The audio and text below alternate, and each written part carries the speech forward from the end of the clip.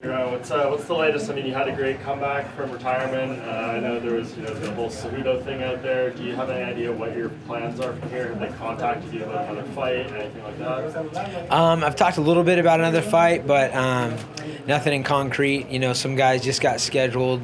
Song Yadong just got scheduled against Cody Garbrandt, who's a guy that I'm, coaching and helping out. So I'm excited for that one, and just kind of looking at options right now. I'm trying to have a discussion with the UFC and see kind of what the plan is. There's a lot of interesting things happening at the weight class, so I'm just kind of in a holding pattern, enjoying a break with the family. Was in Hawaii yesterday, flew in for this, flying back to Hawaii, and then I'll be back home. But you do want to fight again, right? The plan is yeah, most likely. But I mean, I don't have to, but I'd like to. I've been itching to fight, to be honest. At this stage of your career, is it you'll fight as long as they give you names that interest you? You're not just going to fight anymore, right?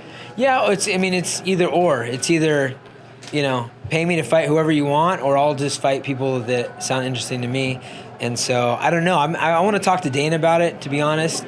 Sit down with him and say, look, there's a couple ways this could go. I could not fight again.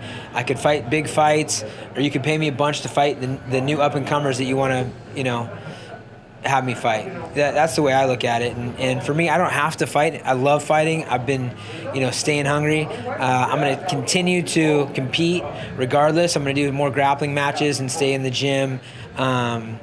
Absolutely. So I'll be ready for anything, but no guarantees really. It's one of the unique take, though, admitting, hey, they want to build up these young stars. I'll be around to do Yeah, it. that's happened a lot, by the way. Michael McDonald, Ricky Simone. There's a long list of guys that they've tried to do that with me, because at 40 years old, I've been an older guy for a decade now. So in their minds, but for me, I'm, look good, feel good, live a healthy lifestyle. Looks like Cejudo's going to fight Joseph Benavidez next at flyweight. Do you think they should do an interim title at bantamweight just because it looks like Cejudo's going to be out for a while? I don't care about the titles and stuff and interim titles. I don't know. I'm so confused about everything right now. Right. I'm like, who's the champion? Is it Colby? Is it Usman? Is it, I'm just like, what's going on? I don't really care about that per se, Right. About interim, but and I don't know. You never know what's going to happen. They say that, Henry's still out. It's a long time till that fight happens. I love Joe Benavidez, so I'd love to see him get his opportunities. And he's had opportunities just like me, and I think he's on the same path of at it till the end. He'll be a top dog, so that'd be great. But who knows? It was mentioned at the Q&A. If someone asked you about the desire, the reason to come back, and you mentioned getting the itch, but how much is the situation at bantamweight a reason? Because it feels wide open. It feels like anyone's game. Well, I decided to come back before TJ got popped and before other people were injured. It was a personal thing for me. The biggest thing is the landscape. In my opinion, the most exciting part about the sport right now is ESPN, about the global expansion, about the other organizations out there. I don't know. I'm under contract with the UFC, but I've, heard what organizations are paying across the globe, and the sport is just rising and rising. And I'm a UFC guy. I want to fight in the UFC, but my contract is 4 years old.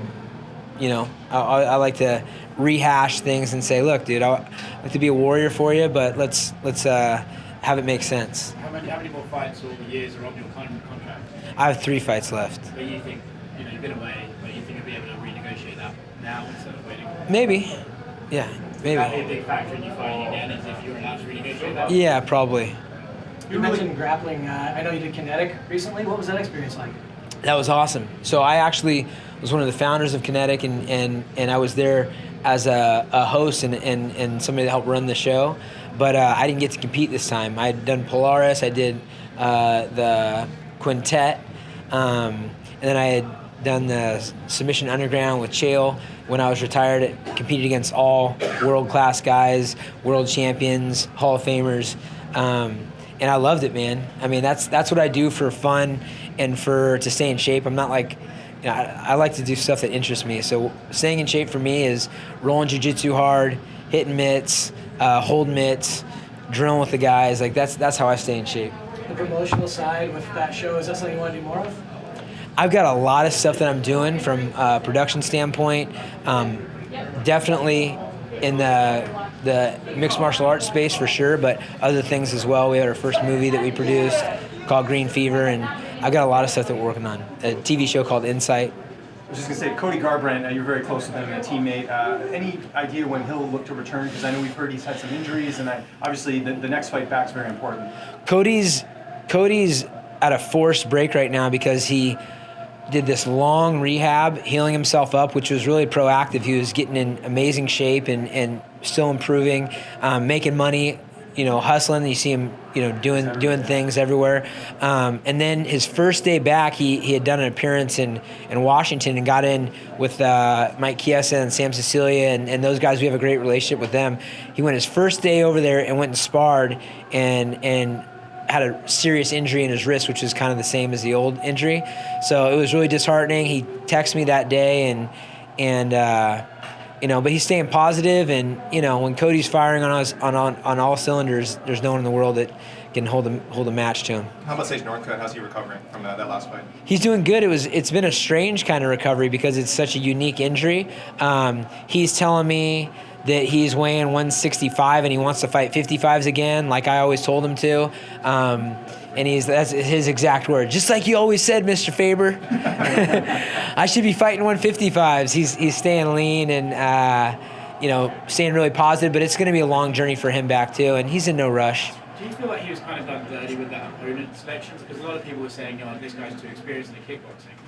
I don't want to say done dirty. I think just, that's a new organization in my opinion compared to what's going on here.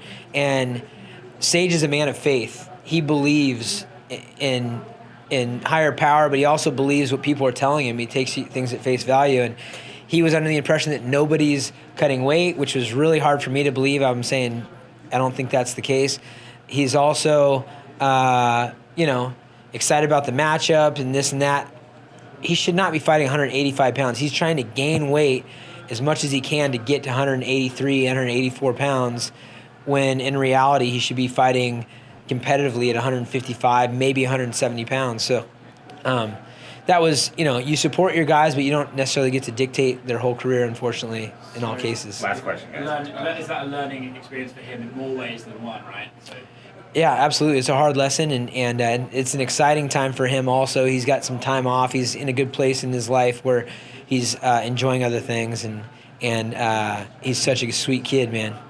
I want to get your reaction on this. You mentioned Peter Yan, not interested in fighting him in the cage, but you'd grapple him in Kinetic. He responded to you. He said, "We can grapple after I put a boxing clinic on Urijah Faber." Just want to get your reaction on that. We're doing a boxing match? That's what Peter wants. Let's do a boxing match, then we'll do a jiu-jitsu match. We'll see how it goes. I box with some tough guys. I mean, I know he's got some boxing pedigree. I've been boxing since I started fighting professionally. That was 2003. So that's 13 years. I can box too. I'm not scared, homie, but let's get your rating up first, and then we'll go from there. I'll do both those though, and he can come train at my gym too.